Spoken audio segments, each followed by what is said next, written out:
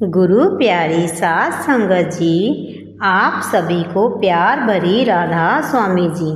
संगत जी, वीडियो शुरू करने से पहले आप सभी से एक छोटी सी विनती है कि कृपया कमेंट में राधा स्वामी जी लिखकर हमारे चैनल को ज़रूर सब्सक्राइब करें जी। संगत जी, अक्सर आपने देखा होगा कि हम में से कुछ लोग यह सोचते हैं कि रूहानी तरक्की का मतलब है अंतर में प्रकाश दिखाई देना और दिव्य धुन सुनाई देना। लेकिन जब ऐसा नहीं होता तो हम यह मान लेते हैं कि हमारा भजन सिमरन ठीक से नहीं हो रहा। ऐसे में हम अक्सर निराश हो जाते हैं, यहाँ तक कि हम भजन सिमरन करना ही छोड़ देते हैं। हम यह सोच लेते हैं कि हो सकता है दूसरे लोग भजन सिमरन कर लेते होंगे, पर यह हमारे बस की बात नहीं है। एक कहानी है। एक बार शैतान ने अपने कुछ पुराने औजार बेचने का फैसला किया। यह एक आदमी यह देखने के लिए रुक गया कि क्या बिक रहा है। वहाँ पर बहुत बढ़िया चमकते हुए और बारीकी से बनाए गए औजार रखे हुए थे, लेकिन इस ढेर के बिल्कुल नीचे एक छोटी सी नोकदार चीज़ पड़ी हुई थी। यह हल्के भूरे रंग की थी, जो देखने में कुछ खास नहीं लग रही थी। उस आदमी ने शैतान के पास जाकर पूछा कि वह चीज़ क्या है। शैतान ने कहा, नहीं नहीं, मैं इसे नहीं बेच सकता। यह मेरा सबसे बढ़िया औजार है, इसके बिना मेरा काम नहीं चल सकता। इस औजार का नाम है निराशा।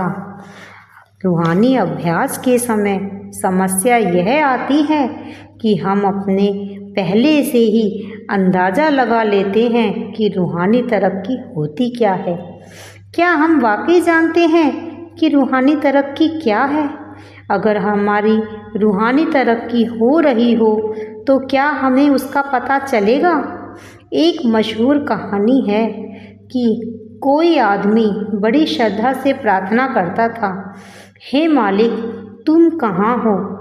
वह हर रोज़ हर घड़ी दिल से बार बार यह प्रार्थना दोहराता, हे मालिक, तुम कहाँ हो?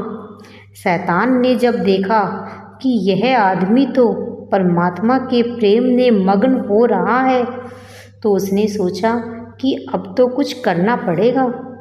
वह उस आदमी के पास गया और उससे कहा, अरे मूर्ख, इतने सालों से तुम यह बात कहते जा रहे हो, हे परमात्मा, तुम कहाँ हो? क्या कभी किसी ने तुम्हारी बात का जवाब दिया? वह आदमी सोच में पड़ गया और उसे लगा कि सचमुच उसे कभी कोई जवाब नहीं मिला। निराश और दुखी होकर उसने प्रार्थना करना ही बंद कर दिया। उसने सोचा कि प्रार्थना करने का क्या फ़ायदा, लेकिन प्रार्थना करने से उसे जो शांति मिलती थी, उसके बिना तो वह अब दुखी हो गया। तब परमात्मा ने उससे कहा कि तुम यह बात क्यों नहीं समझ पा रहे हो कि तुम्हारा यह पूछना कि तुम कहाँ हो ही मेरा तुम्हारे अंदर होने का सबूत है। दूसरे शब्दों में परमात्मा ने कहा, तुम कहाँ हो का ख्याल भी मैंने ही तुम्हारे अंदर डाला है। इसी तरह क्या हम इस बात को समझते हैं कि रोजाना नियम से भजन सिमरन करना ही इस बात का साफ सबूत है कि परमात्मा हमें अपनी ओर खींच रहा है। मौजूदा सतगुरु भी कहते हैं, अगर किसी का अनुभव अलग होता है, क्योंकि हर किसी का नज़रिया अलग है, इसलिए हम कोई एक नियम नहीं बना सकते।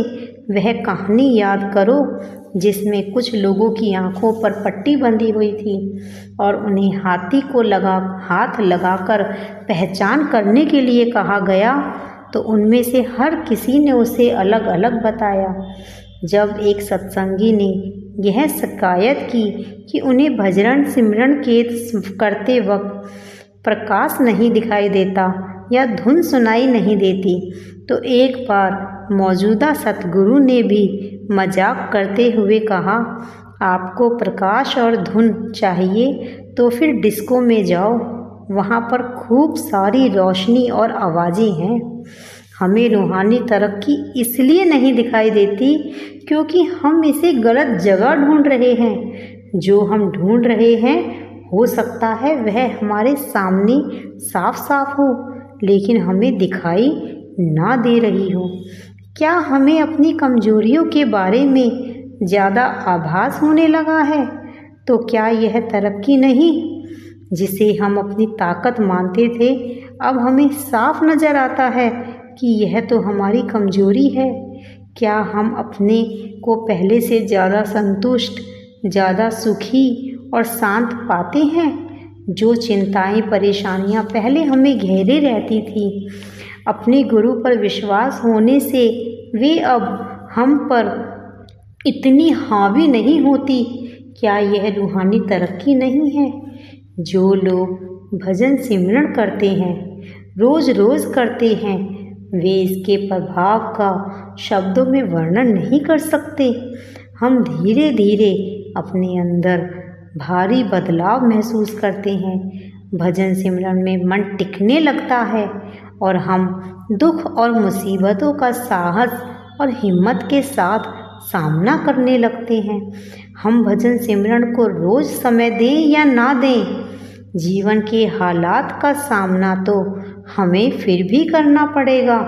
लेकिन जो लोग भजन बंदगी के लिए रोज़ 2.5 घंटे का समय देते हैं, वे महसूस करते हैं कि मुसीबत के समय उनके मन में उलझन और गुस्सा नहीं होता, बल्कि मन शांत होता है और हालात साफ साफ नज़र आते हैं। तो आप ही बताइए संगत जी, क्या यह रूहानी तरक्की नहीं है? संगत जी, यदि आप सभी को मेरी वीडियो पसंद आई हो तो कृपया सब्सक्राइब करके कमेंट में राधा स्वामी जी ज़रूर लिखें। राधा स्वामी जी।